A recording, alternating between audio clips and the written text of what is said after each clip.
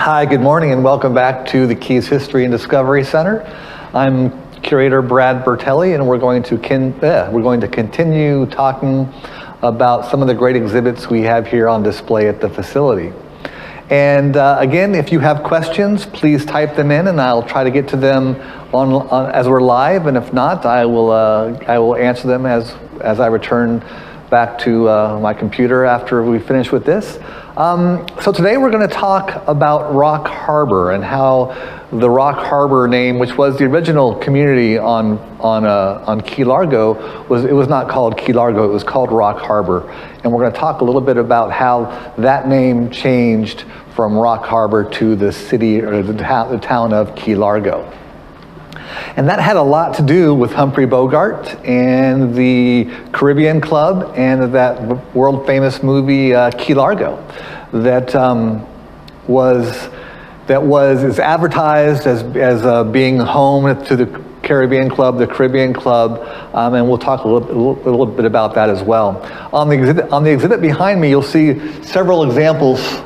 This is the Garrett Observation Tower, which stood around mile marker 99, and it was home to one of the early Rock Harbor post offices. Then we have down here, at the John Curry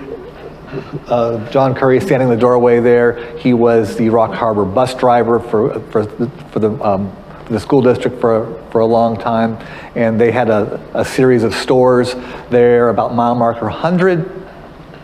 And in the 30s, the 40s, up until 1950, basically, there was, if you wrote a letter to someone living in that area of Key Largo, you wrote it to Rock Harbor. So it was Rock Harbor at Key Largo.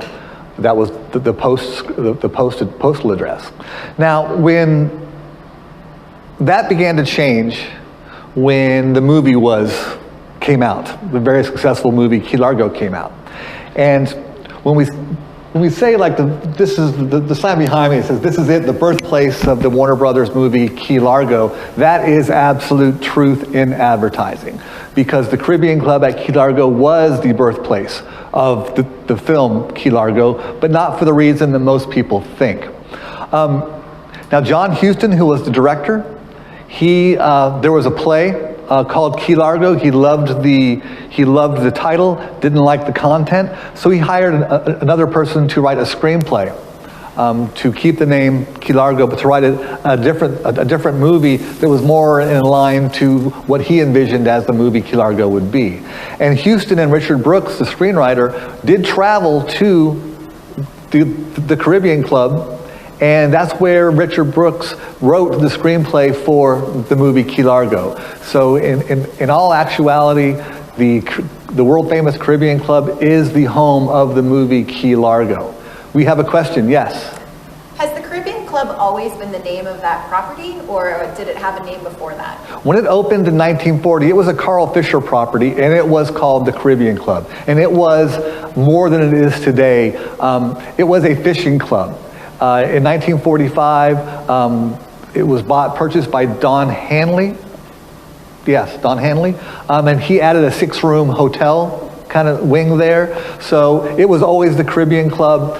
It was a fishing club originally, like so many of the properties that we visit today in the Upper Keys and the Florida Keys in general, began as fishing clubs and then kind of transformed into something greater and something bigger or something different, as the case with the Caribbean Club, which is now just a great landmark and a great place to watch the sunset, and one of those local dives where you can go and have a cold beer and just really kind of soak up the atmosphere, which is steeped in atmosphere. So John Huston and Richard Brooks, they are at the Caribbean Club, and Brooks is rewriting the screenplay to more fit with what John Huston has in mind. And one of the things that the Caribbean Club was known for was gambling. It was an underground gambling location. And both Huston and Brooks lost quite a bit of money on the craps tables and playing roulette and the other games. In fact, Brooks lost pretty much most of what he was paid by Huston to write the screenplay. The legend has it that as Houston and Brooks were finishing and they were preparing to leave, as it happened in the movie Key Largo, a hurricane was coming. And Brooks and Houston managed to squeeze in a little last-minute time at the games table and win back, some of their lost earnings. And actually, Brooks managed to walk away with a few $1,000s in his pocket, so he didn't lose all of his screenwriting money during the process. But that kind of mirrors, that hurricane coming kind of mirrors what actually shows in the movie Key Largo. Now, the movie Key Largo was fantastically successul, but the problem was that you could not send a letter or a postcard and have it stamped Key Largo, Florida. It would be stamped Rock Harbor, Florida. And the people in the community got together and signed a petition because they wanted, that it's now become a tourist attraction, and people wanted to have, send that postcard from Key Largo, from the world famous Key Largo, Florida. So the locals got together, they passed a petition, and in 1952, the name of the town was the post office was legally changed from Rock Harbor, Florida, as we see the post office Rock Harbor, to this now becomes the Key Largo Post Office. And that's in 1952, I believe it's May or June, July, somewhere in their area, 1952, when now it officially becomes a place where you can send a letter or send a postcard home to your friends back in Carolina or Boston or Chicago that says, from Key Largo, Florida.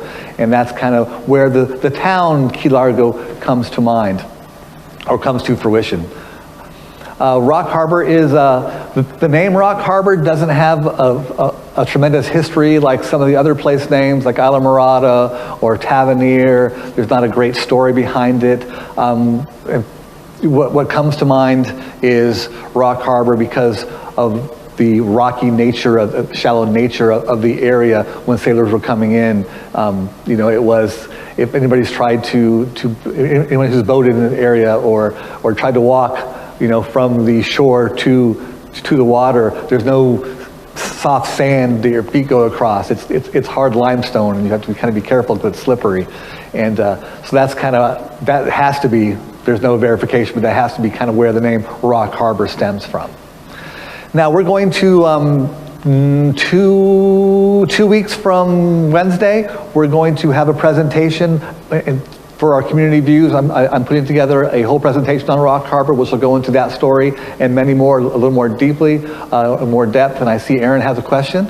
We have a question from one of our viewers. Where is Kokomo then? Where is Kokomo? It is in the lyrics of a Beach Boys song. It's a made-up place. Although once upon a time at Postcard Inn, or Holiday Isle, as it used to be called, there was a sign in the back, and that's where there was an actual sign that said Kokomo with a arrow pointing, area. But there was no Kokomo. That was just a kind of a lyric penned by the Beach Boys for that tremendously successful song as well. And so next Wednesday, we'll be doing another Cocktails with the Curator. I know we've already had some questions coming in for topics to be talked about. So we'll be talking a little bit about the Indian Mountains and prehistoric sites in the Florida Keys in Monroe County. And then in 2 weeks, on the 24th, I believe, Wednesday the 24th, we'll be doing another version of our community views where I'll take a deeper look into some of the buildings and some of the stories and some of the history of the Rock Harbor area. Now, for next week, this is going to be our very last Thursday edition of exploring the facility, because as of next week, we'll be opening back up again Wednesday through Sunday from 10 to 5, our normal working hours. So we're going to kind of eliminate this one aspect of our virtual programming. Our Tuesday mornings, we're still going to be coming here at 10 o'clock and exploring some of the exhibits. And our field trip Fridays are still going to be, we're just scratched the surface with that one, so we have a lot of work to do on our Friday field trips. And tomorrow we will be somewhere. We're not sure yet because of the rain, so we might have to have a change of plans at the last minute. We'll find out tomorrow about 9:30. But in the meantime, thanks for tuning in. We're going to continue doing this, and I believe Mondays it's going to go down to one. First Monday of the month, we will be visiting our aquarium exhibits, doing a virtual visit to our coral reef exploration exhibit. So the first Monday in July is when we'll be back at our coral reef exploration. Excellent. But we're still going to continue with this virtual programming because it's such a great way for us to bring the museum to people who are out of the area who aren't able to visit us or aren't able to visit us yet. But when you come in, there's so much more to see than what we are able to show just in these Facebook Live presentations. And so we're looking forward to welcoming everyone back to the physical museum next week, and to show some of our great stories and our great artifacts and the great things that we've been able to do here. And so until tomorrow at 10 o'clock, you guys have a great day, and we will talk to you soon. Thank you.